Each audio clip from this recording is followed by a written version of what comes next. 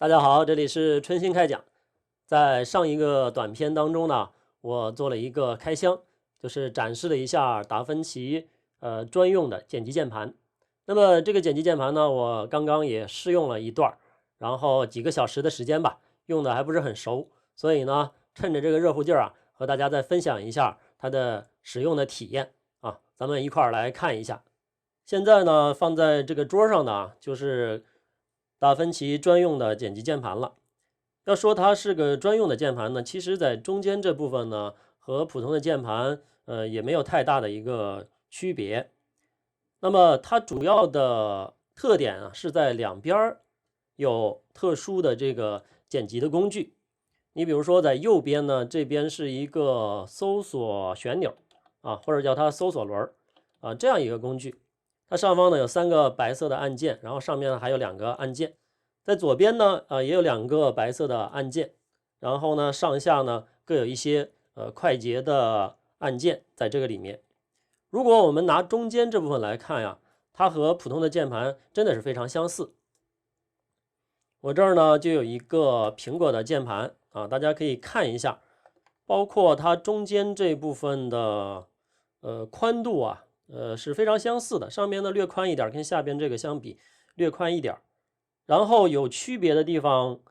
有这么几个啊，我们一起来看一看，把镜头啊推进一点。好，大家可以看到这边呢有几个方向键，这几个方向键呢其实它是挪过来的啊，大家可以看到，我们普通的方向键呢其实在右边一点啊，右边一点，它其实把这个方向键呢给挪到左边来了，然后呢这样就腾出来一块地儿。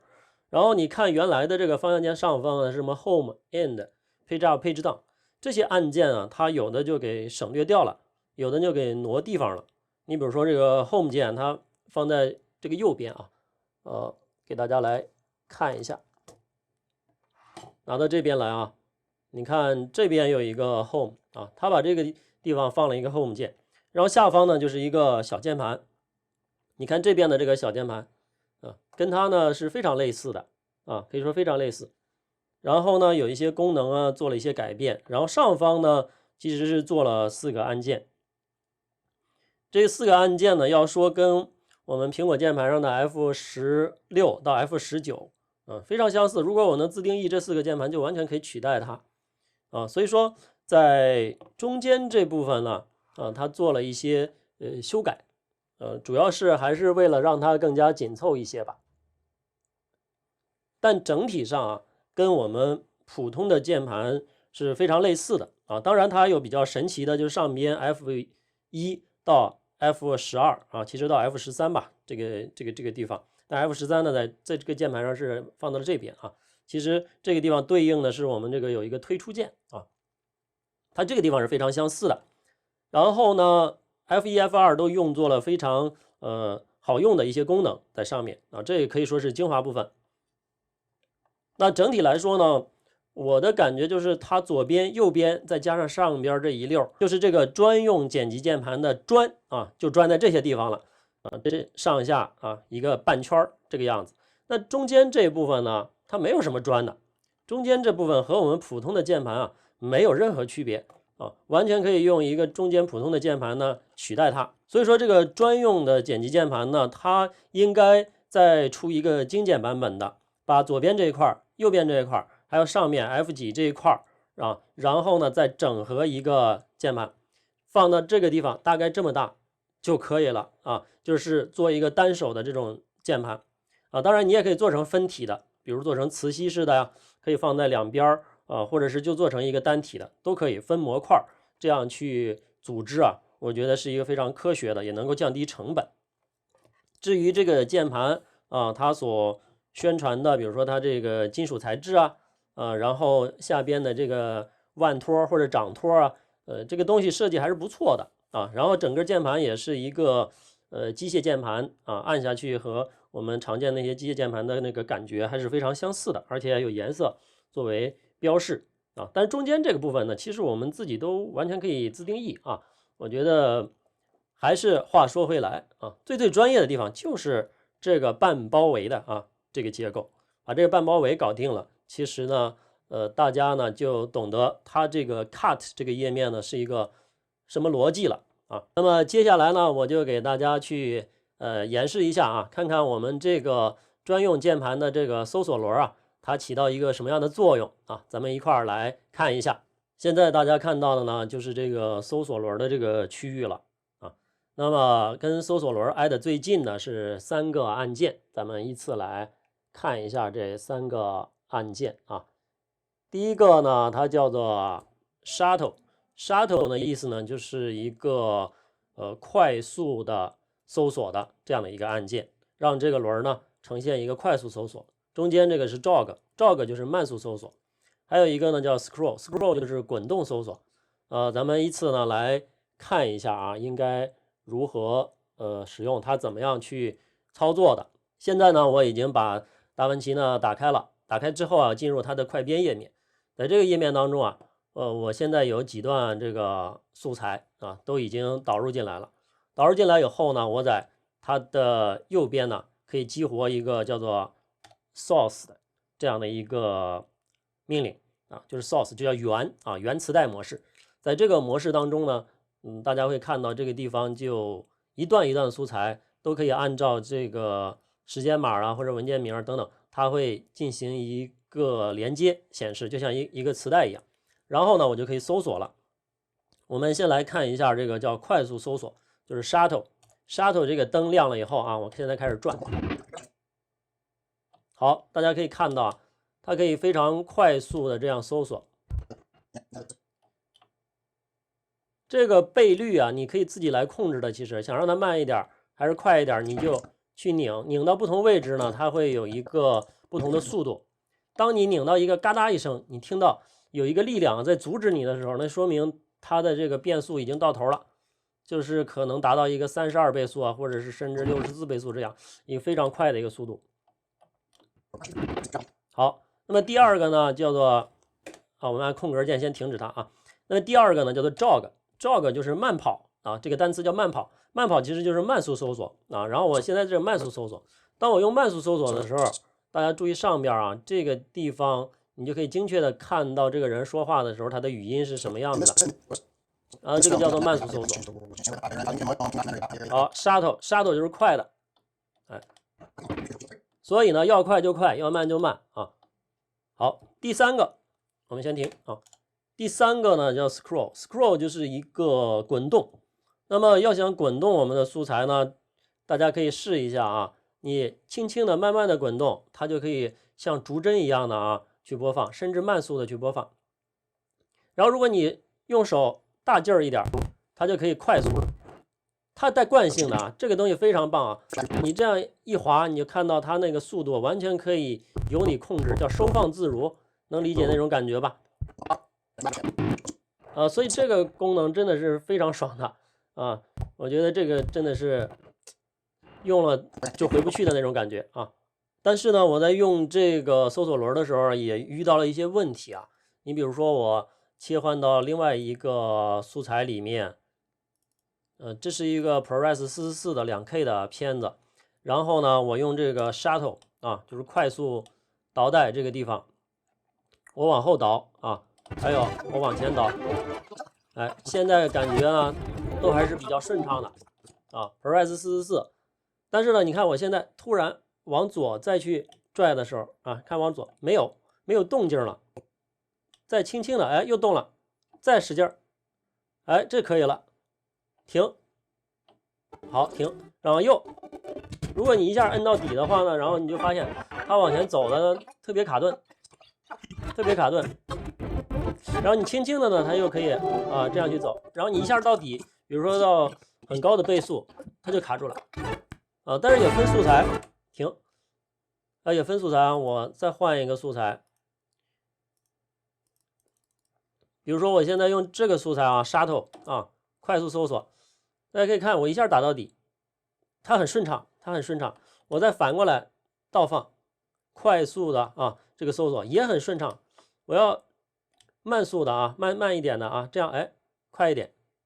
再使点劲儿，啊，它就是相对的顺畅啊，在这个片子当中。哎，现在我一摁啊，又卡住了，再走，哎，可以了，再走啊，超高的速度也可以了，又在迅速的走啊，再往左走，停，慢一点走啊，慢一点走，慢一点倒放，走，顺着啊，我觉得这段素材还凑合啊，这是一个 ProRes 42 HQ 的，然后呢，这个里面没有音频。好像用这个 Shuttle 的话就比较方便啊 ，Jog 当然都没事啊，我觉得 Jog 都比较方便，以及这个 Scroll 滚动都非常爽的啊，非常爽的，想快想慢都是。你像一个70分钟的甚至90分钟的片子，你这样刷一下带惯性，一下就到头了，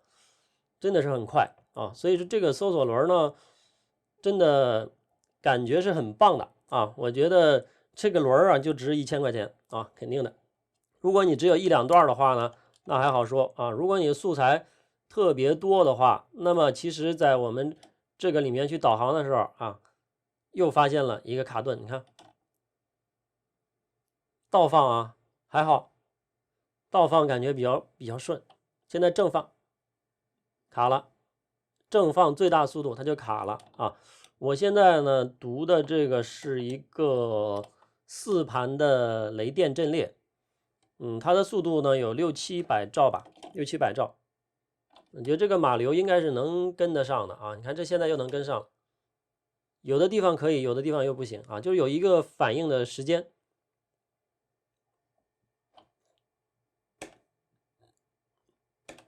好，你再来试一下啊，看又卡了，就是一开始不要一下弄到头啊，一下弄到头的话它就会卡。我也不知道是怎么回事啊，可能是里面有音频啊或者什么，但是如果我们真的去用这个 Shuttle 啊去搜索片子的时候，我不希望它这样，我希望它能一个更好的一个反馈啊。好吧，这个里面我试了几种素材啊，就是说当然了，相对小的素材会更顺畅，不小的素材或者带音频的素材呢，可能就会卡啊。这个也不知道是优化的问题还是什么问题啊，只能留给官方，反正给官方具体再去处理吧啊，好吧，基本上这个搜索轮啊，我觉得都得讲10分钟啊，真的大家可以自己去感受一下啊，感受一下这个轮啊，这个轮是金属的啊，还是很有手感。那么接下来啊，我再给大家说一下如何用左边的这个快编的这些功能按键啊。去进行剪辑工作，那么一块儿来看一下。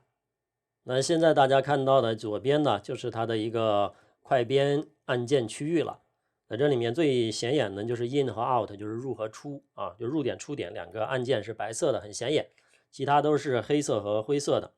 然后呢，上方是一些这个常用的剪辑的按键，比如说插入啊、附加呀、替换呀等等啊这些功能。下面呢，这个是一个修剪区域。修剪区，快速的修剪区，它是可以配合右侧的那个搜索轮来工作的。咱们呢，就来看一下啊，我们具体的剪辑啊应该如何去工作。这个时候呢，我应该把整个键盘都展示给大家，让大家看一下这个键盘是如何使用和工作的。那首先呢，我把界面呢切换一下。大家就能在右下角看到我这个键盘了。现在呢，首先做一件事情，就是我来新建一个时间线啊，我点击文件，然后新建一个时间线，然后点击创建啊，这样呢我就有一个时间线了。接着我切换一下素材，下拉以后呢，我们找到 Video Clip 吧，找到这几个素材啊，这几个素材呢，它会有不同的模式啊。在左边，比如说我双击以后呢，它就会进入这个素材原片段的这个模式啊，叫原片段，只有这一段素材。这时候呢，我当然可以用Scroll 这个旋钮啊，大家注意看，我使用搜索轮，哎，就可以搜索它了。好，然后我如果再选择其他的素材也可以啊，搜索它。然后再选择其他的素材啊，但是呢，我选其他素材的时候，我也希望能够通过这个键盘去选择其他素材，但现在没有特别好的方法啊，只有用方向键去在这里让我选啊，方向键。而这个方向键呢，它实际上就是上下左右这种切换方式啊，你也可以用它来去做啊。然后呢，我可以在这个地方用 scroll 这个方式来设定这个素材的入点和出点。那入出点呢就在左边喽啊，这个地方就是入出点，我按一下 in， 这个上方就打了一个入点，然后呢我就可以按空格键播放。好， shoot the real world。好，现在呢你就可以 out 打一个入点，打一个出点，这样我就有这样一段素材了。有这样一段素材以后呢，我就可以来执行这个插入操作了。那么插入操作呢，就在我们这个左边了。大家看左边这个地方，就是有一个叫 Smart Insert， 叫智能插入啊。点一下它，那么这段素材就被插入到时间线上了啊，就被插入到时间线上了。然后我再找一段素材，你还得再搜索一段。那你这样去搜索呢，你就可能会觉得比较麻烦啊。那干嘛不把这些素材一起都做成一条磁带的方式，然后去搜索呢？啊，那样的话是不是搜索的效率会更高一点呢？啊，这也是这个快编就是 Cut 这个页面设计的初衷。所以呢，我们就可以进入 Source 这个模式啊。右边这个地方有一个 Source 啊，这个地方叫 Source 源，点一下源就进入源磁带模式了。大家可以在这个地方看到这个源，然后在这里面呢，我用这个 scroll， 就这样扫一下，迅速的 scroll， 看我想要哪段素材。比如说我想要一个飞机起飞的啊，那么在右边呢，我就搜索到了啊，这个飞机啊要起飞了。那在轮子刚刚要离开的这个地方啊，我用 jog 啊 ，jog 就是慢速搜索来看。搜索到了啊，搜索到你想要的那个区域，然后怎么着呢？还是左边 in， 就是左边打一个入点，然后再播放，哎，它走掉了，走掉的这个位置上，然后我们再给它打一个出点 out， 这就是入出点 in 和 out， 右边搜索，左边打入出点，还是挺方便。当然你要首先有2只手，对不对？那么在这个里面呢，我就设定好了这个素材，这道素材以后呢，我就可以在 Smart Insert。那你就会看到我就下边这个地方啊，大家可以看到下面这个地方就素材就进来了。进来以后呢，我想要导航这个时间线怎么办？那你需要去切换这个右边啊，大家注意看小窗口里面啊，这个有一个 Timeline， 按一下 Timeline 这个方式就进入时间线了。然后你再搜索，大家看到没有？这个时候已经是在播放时间线上的素材了。播放时间线上的素材了啊！播放这个的时候，大家注意啊，有一个小的白色的东西，我把这个地方放大一下，大家看看，一个小的白色的箭头啊，它呀在这儿有一个小动画，告诉你啊，它现在离它最近的切点是这个位置，如果要再插入素材，它将会从这个位置去插入素材啊，这叫智能的啊一个插入。还有智能的一个修剪，因为我们在这个地方大家会看到这个播放头这个线，它并没有严丝合缝的放到这个接缝上，但是呢，这个智能插入就可以帮大家来实现这一点。我们看看它到底智能不智能。这时候呢，再回到 Source 这个里面啊，然后进入这个 Scroll 这个模式，然后你看到这个地方就变了啊，你看 Jog 模式和 Scroll 方式啊。它会让上面的这个地方素材发生一个变化。那我再找一段素材，这个采访的就不要了，我想要一个这个飞机降落的这个镜头。飞机降落的这个镜头呢，你看我首先轮子出现，然后呢 jog 一下啊 ，jog 一下，打一个入点，然后走，快落下来的时候 out 打一个出点。而且对这个素材呢，我想标示一个颜色，比如在04这个位置上，咱们给它标一个颜色，点右键啊，片段色彩，然后选择一橘黄吧，这样片段呢就有色彩了。然后我要对这个素材啊，给它做一个智能的插入，智能插入就在左上角第一个按键，就是叫智能插入，点智能插入，看到没有？这个黄颜色的地方就进来了啊，黄颜色的地方就进来了。然后呢，下边这个其实是有一点挡的啊，我把它下掉，让大家看这个地方进来，然后这个地方也有，看到没有？撤销一下， undo 啊 undo，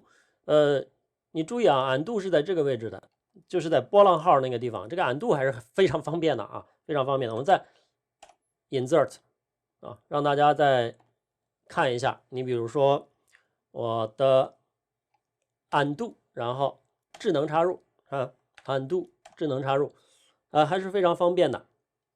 而且也比较智能，现在呢，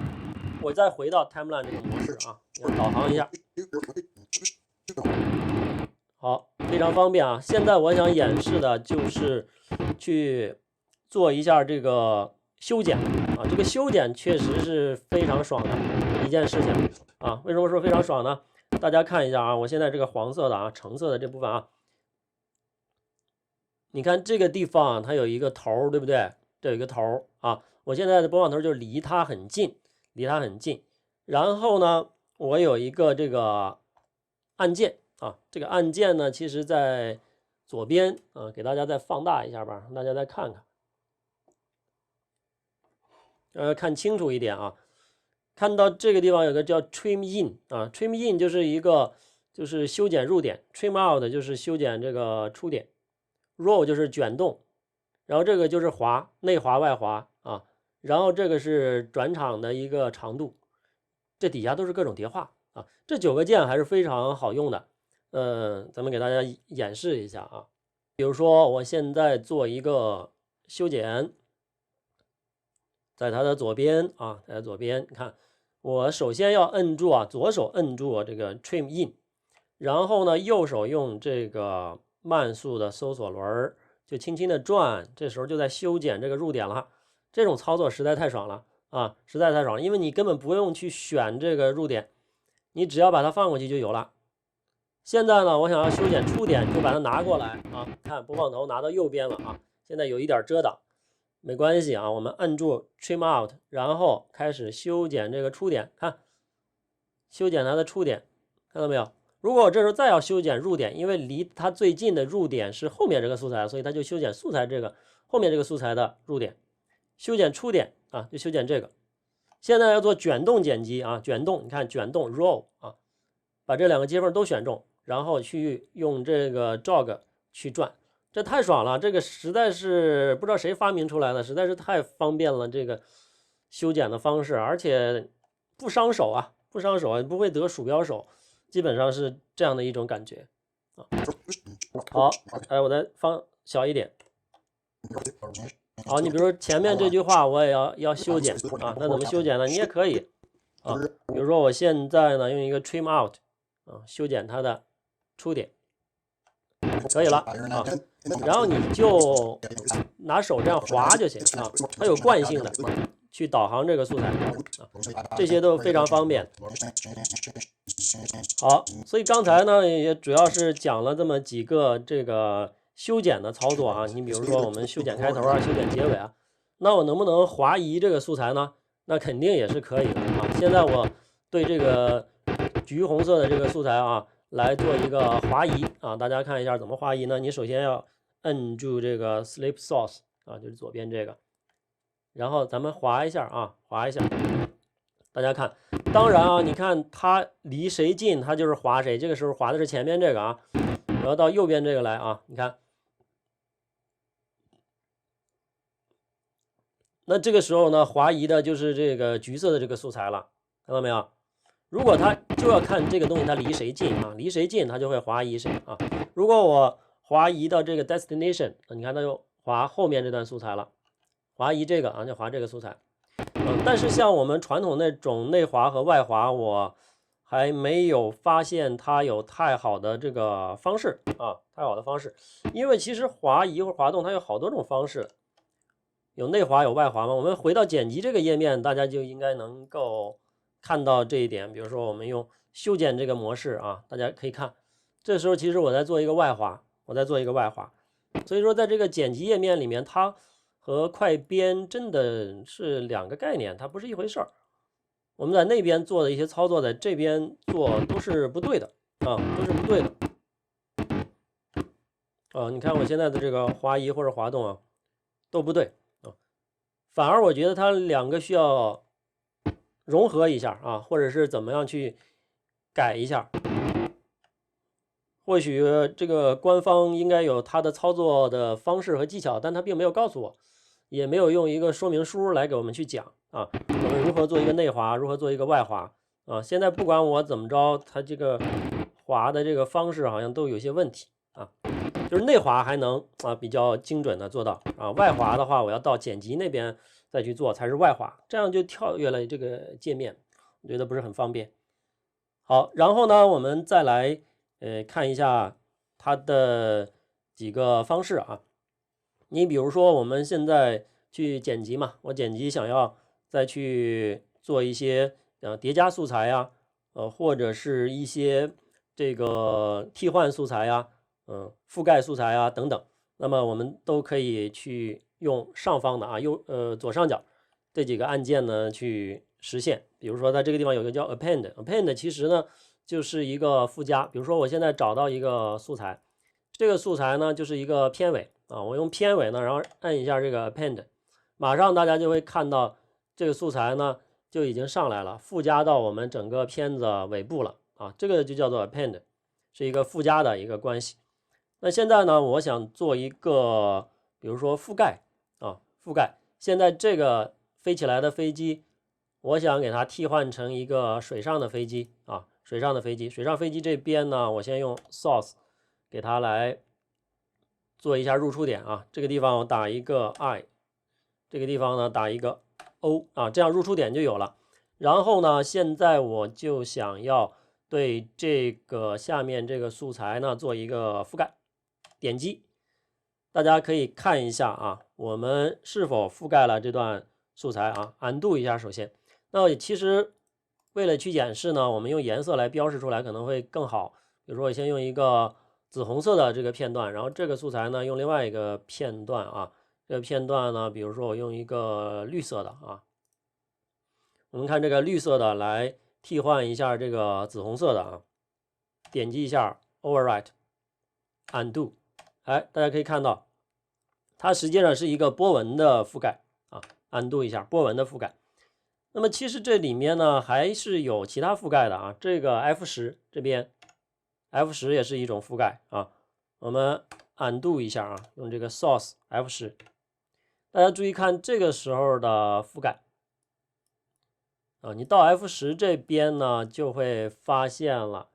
啊，有点遮挡啊，我把它先下掉。那你就会看到这个地方它只覆盖了一部分，也就是说我原素材跟目标素材不够长，长度不够呢，它就只覆盖了这一部分啊，所以这是一个不同的一个覆盖模式，不是一个波纹的一个覆盖啊。undo 一下，大家看啊，它们的区别啊，你看我先用一个波纹覆盖，它这一段呢就给它全盖过来了啊，全盖过来了，因为我没有选择 source 模式，所以说它其实把这段素材都给弄过来了。我首先 undo。然后呢，我按一下右边的 source 啊，然后再 repo overwrite， 这个时候呢，它就是执行了一个覆盖啊，把这个地方覆盖了，并且用了一个波纹，就是长短呢，它会给你自己做一个波动的一个处理。然后 undo 一下，如果我直接用啊，先用 source， 然后再用我们的 F10这个 overwrite， 因为它不够长，所以它就两个颜色就都留下来了啊，所以这个呢叫ripple overwrite， 然后呢，第一个呢，这个按键左边左上角第一个其实就是一个智能的插入，然后呢，再是附加啊附加，然后第三个呢，我们就叫波纹的一个覆盖啊这样的一个按键。这往下呢，还有一个叫 place on top 啊 ，place on top 什么意思呢？我们可以看一下，比如说把这个地方拿过来啊。刚才呢，大家可能没有看见这个按键啊，我再给大家简单说一下。比如说这第一个啊叫智能的一个插入啊，叫 Smart Insert， 第二个叫覆盖，第三个叫 Ripple Overwrite， 就是一个波纹的一个覆盖啊，这个叫附加，这个叫智能插入，是这样的。然后还有下面有一个叫 Place on Top， 就是在上方去放在素材的上方啊，这样呢我们也可以做一个看看这个放在素材上方可不可以。比如说我现在呢找一个 source， 然后做一个place on top， 点击一下，哎，大家现在就能看到了，我已经把这个绿色的素材放到了蓝色的素材上方 undo 一下，大家再看啊。但是这一个 place on top 呢，我们会看到啊，它的你不选 source 的话，它就是一个总的一个长度。如果你选了 source，它就是我们打的入出点啊。然后呢，它对的这个点呢，也是你不打in out 这个点的时候，它其实就会自动对齐到上一个那个入点上。好 undo 一下。我们现在来看啊 timeline 这边打一个 in 啊，然后我们打到 source。这个时候呢，我来执行一个 place on top 啊，这就对了啊，这就是我想要的这个方式啊。如果我不打那个 in 点呢，你看看它就是对齐到左边啊，左边这个位置上。好，我们 undo 一下。因此呢，这个 place on top 就是放在上边的意思啊，放在上边的意思。好，它的这个左边还有一个叫 source 啊，右边有一个叫 source overwrite， 也就是说是一个圆的一个覆盖啊。我们来到时间线，什么叫圆的覆盖呢？比如说这个素材你找到以后呢，你要做一个它的圆的覆盖，就选这个 source overwrite。如果我想给橘黄色的这个呢做一个 source overwrite， 那么我可以先找一下它的原始的这个素材啊，这是一个飞机降落的这个素材啊，做一下 source overwrite。这个时候呢，它的圆呢就进来了啊，大家可以看到它原始的长度这么长，它都出现在了我们的上方啊，都出现在了上方。这时候呢，你要对它可以再次做一些修剪呀什么的，但是要直接把它切开呀，这个还是使用这里面的快捷键啊。它其实这个地方有一个剪刀，但是我没找到它这个剪刀的快捷键在哪里啊？相对应的这个剪刀的快捷键啊没有，只用一个组合键啊。而且我现在一切呢，其实大家可以看到它是上下两段都切开了。我可以把它选中，然后用这个去切啊，然后你再把前面的这个给它 delete 掉啊。后面呢，这个其实可以切尾巴啊。当然了，我已经设置好快捷键了，我可以在这个里面中间这个区域直接用快捷键去给它进行切头啊，还有切尾的这个操作。这样呢，我们就会看到这个素材直接它两个就对上了啊，直接就对上了。我也可以这样啊，拿鼠标去修剪。当然，你用这个搜索轮修剪是最快的了啊，搜索轮修剪是最快的，修剪它的开头，修剪它的结尾啊，看到了吧？好，基本上呢就是这么几个啊。那么我们在 Smart Insert 下面呢会看到一个 Close Up，Close Up 呢其实就是一个做特写的一个功能啊。那我们来看一下，现在呢我来选择一个素材，就是这个素材，比如说我想做一个特写，那么我就要去按一下这个 Close Up， 然后呢在这里面呢大家就应该看到啊，上方就出来了一个特写，播放一下。Documentary about how the airplanes changed. 其实没有什么神奇的，它就是把这个地方呢做了一个放大。大家可以看到这个地方已经缩放成 1.517 了啊。如果有人工智能啊，其实你可以去搜索人脸啊或者主体啊等等这个东西，它就可以放在这里面了。然后我们这个特写工作啊就方便的去完成了。这个在工作当中有时候还是比较常用的吧，还是挺好用的一个功能啊。在剪辑当中呢，我们还会交换前后片段。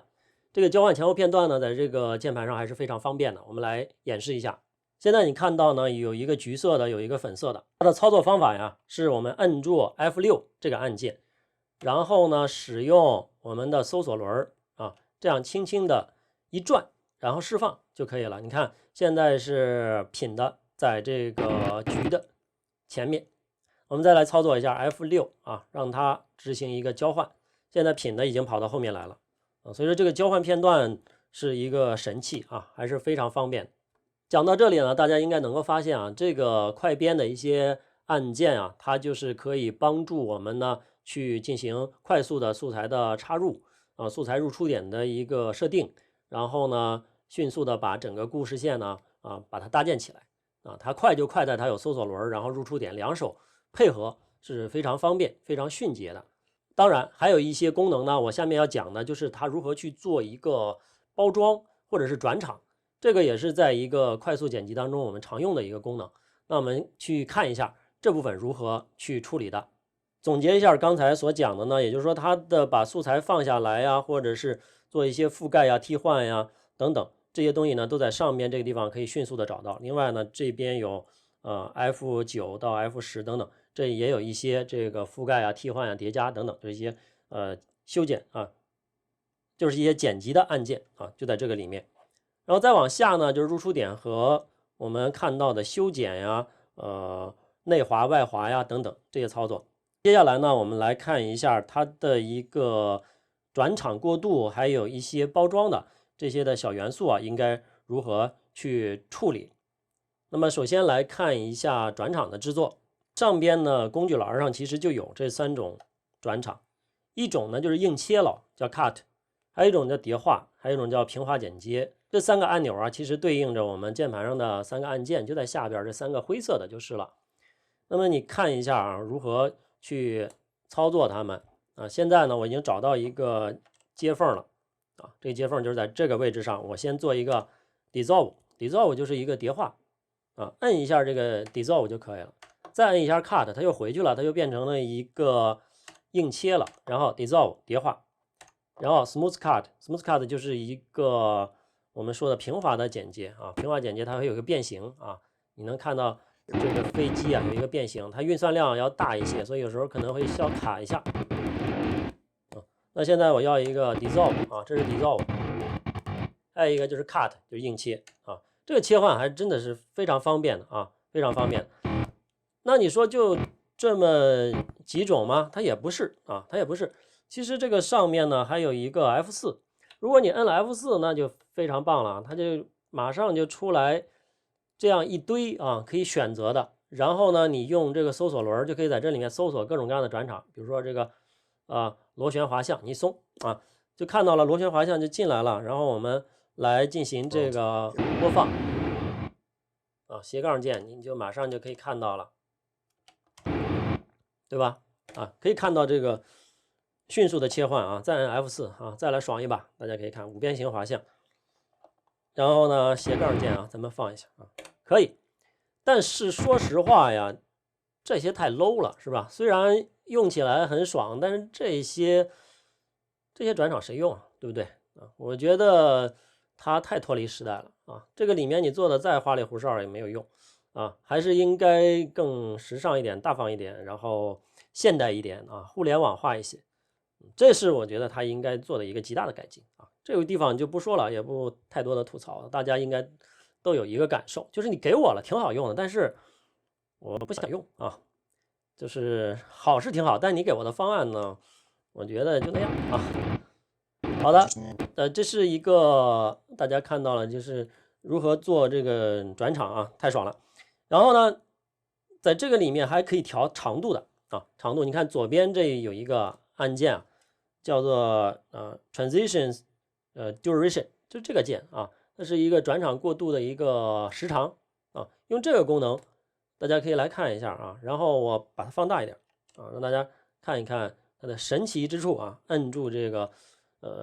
转场的时长，然后用用这个搜索轮吧，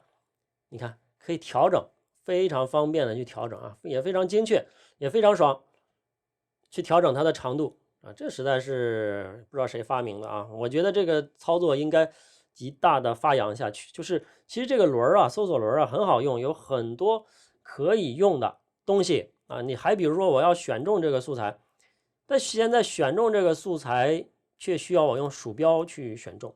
啊，我用上下箭头没有办法，它只能跳这个切点啊，只能跳这个切点，没有办法就很好的去选中素材，选中素材的我再用搜索轮让素材在时间线上往前啊往后就这样去漂移，那个东西多爽，它也没有啊。所以好多参数呢，这个搜索轮其实都能干的啊，它却偏偏不给我们啊。所以我觉得这个是一个叫这个半拉的产品，就是它只做了一半啊，还有好多该做的都没做。其实你要真正让它高科技起来，让它科幻起来，那可做的事儿，我觉得实在是太多了啊。好，这个是刚才演示了一下如何做这个 transition， 就是转场啊 ，transition 用起来还是挺方便的啊。但是呢，缺点是什么呢？就是不够时尚，不够紧贴时代。然后呢，再看一下它的其他跟包装相关的一些东西，你比如说这个画中画功能啊。现在呢，我们可以来试一个画中画啊。比如说我现在啊，在前边这个素材上啊，我们放一个其他的素材下来啊，大家也可以看一下啊，比如说就这一点吧啊，然后我修剪一下啊，就这一点啊，我想让上边这一点做成一个画中画啊，怎么做成画中画呢？要注意这里面有一个 F5 键啊，F5 叫 Picture in Picture， 就是 P in P 啊，就是 PIP， 就是画中画啊，按一下这个画中画，然后1、2、3、4用搜索轮来搜索啊，不过太简单了，就这么几个呀，让它在右上角吧。好了啊，马上你会看到在右上角出现一个画中画，开始播放。我觉得有点小啊，这个画中画放在那儿干嘛用呢？是吧？就是意思到了啊，但是并不是我想要的啊，并不是我想要的，我想把它放到另外一个地方。然后现在呢，你看，那我就需要这样去操作。刚才我移动的是它的中心点啊，移动的是中心点。你现在缩放起来啊，再手挪一下，这中心点挪的不是时候啊。它这个地方容易有一个误操作，就是这个中心点跟它实际就是锚点和它实际的移动的点是重合的，而且这个先后顺序分不出来，所以非常容易就挪错啊，一不小心就挪错啊。这是我想要放的位置啊，所以这个还需要我在这里面去快速的给它拿手再做一下。但做一下的这个按钮，大家注意这个地方啊，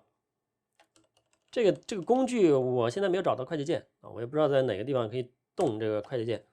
如果能找着这个快捷键呢，就方便了。能找着它，我就很方便的去开启这部分了，或者是啪啪啪一摁啊就出来。可惜没有啊。好啊，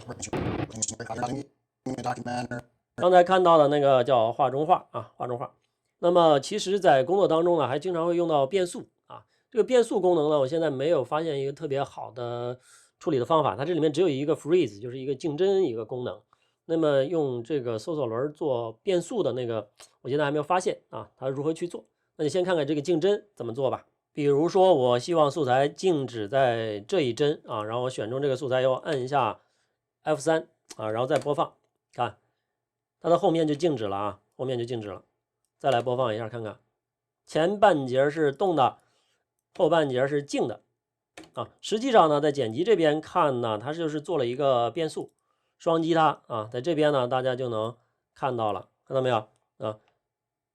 这边的 trim in、trim out 也有，但是如何去做变速呢？我用这个滚轮我没法拽呀，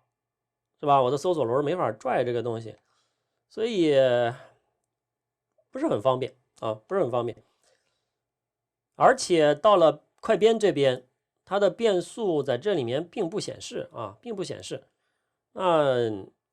我想要做的变速要忽快忽慢或者什么，就没办法处理了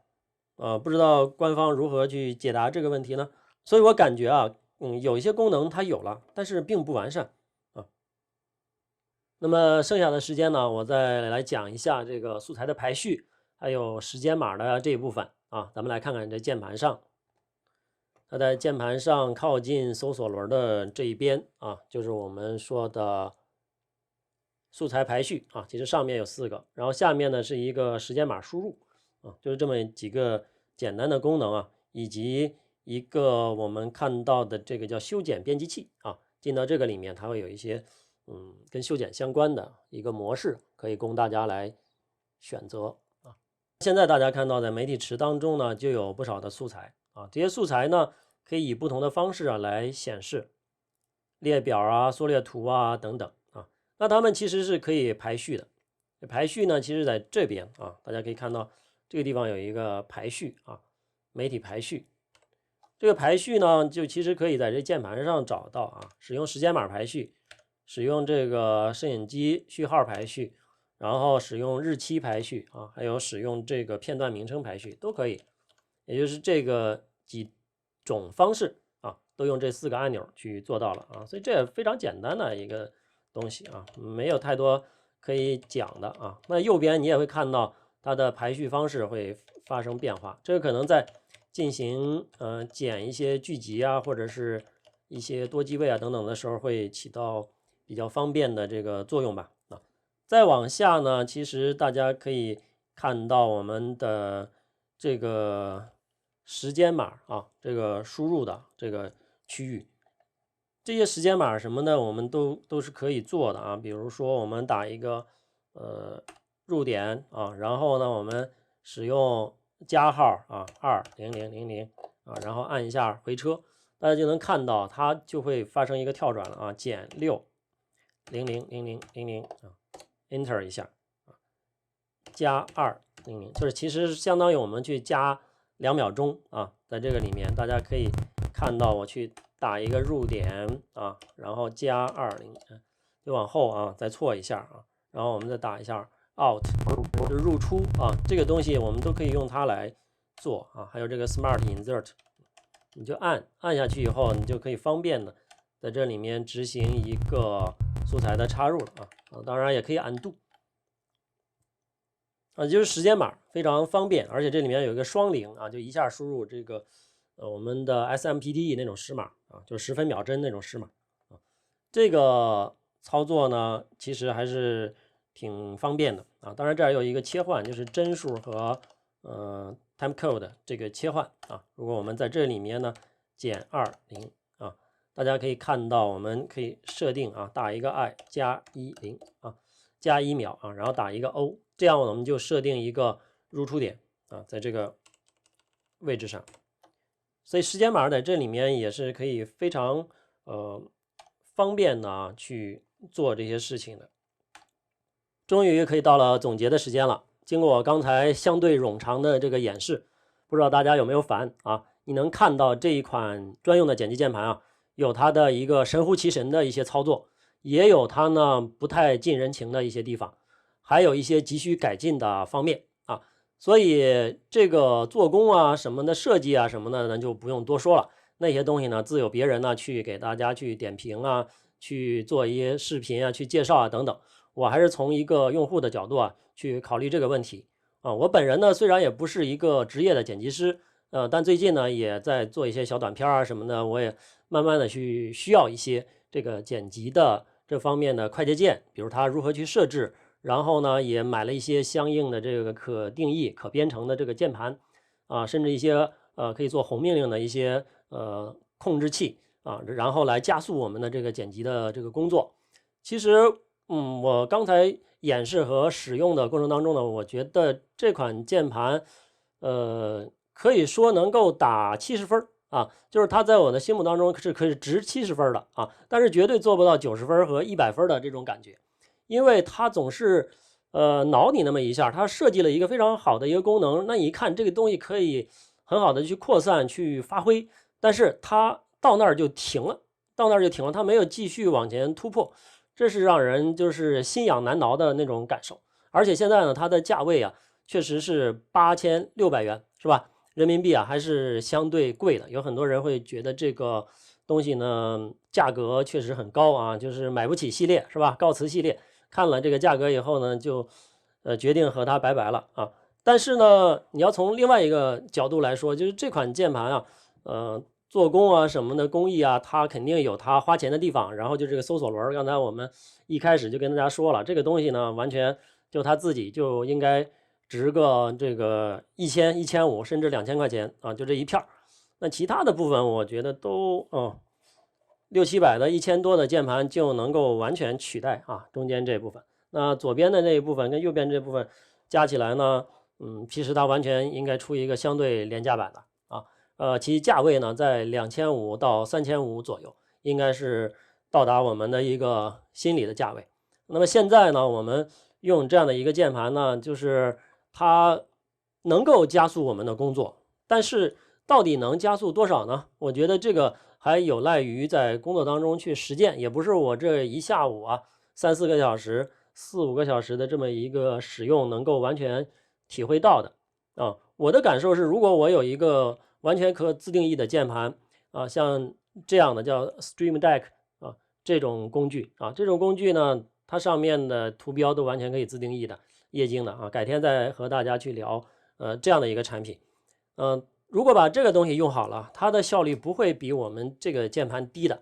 啊。当然它神就神在它的这个搜索轮和左边按键的配合上，比如说做一些修剪，比如说智能的插入，然后呢智能的叠化，然后时长的这个修剪，就是修剪的时候实在是太爽了，没有任何一个操作能够取代这种感受。我觉得这是它的一个精华的部分，就这个精华的部分可能也得值3000吧，是吧？一个精神奖励奖啊，那加起来可能也得7、8千了。这个价位啊，所以说如果你愿意为你的信仰和精神充值的话，那么这8600还是值得花的啊。当然，不同的代理商还有不同的这个折扣。如果说你还想要继续等一等啊，我觉得官方呢也会倾听各方面的声音，应该让这款台子呢再亲民一些，再亲民一些，价格低一些，再低一些，那么可能就会达到我们每一个人的心理价位，进而提高我们的工作效率。然后这个东西实在是太大了，那这个不便于出去剪辑。但如果把它小型化以后，那就放在这一个右侧这一点就可以背在包里面，然后用你的笔记本去修剪，那何乐而不为呢？干嘛一定要固执的啊？我一定要放一个这么大的一个键盘在这里啊？那可能在工作室里去给人展示一下，或者长时间的使用，可能是一个好的感受。但是对于便携性上，它实在是谈不上。刚才呢聊了一些，有好的也有坏的，都是我个人的一些真实的想法，有对的有不对的，还望大家呢多多批评。欢迎大家呀留言互动啊，也欢迎大家呢加我个人的微信春心开讲全拼啊，春心开讲的全拼，我们可以继续交流。好的，本次的体验呢就到此结束了，我们下期再会。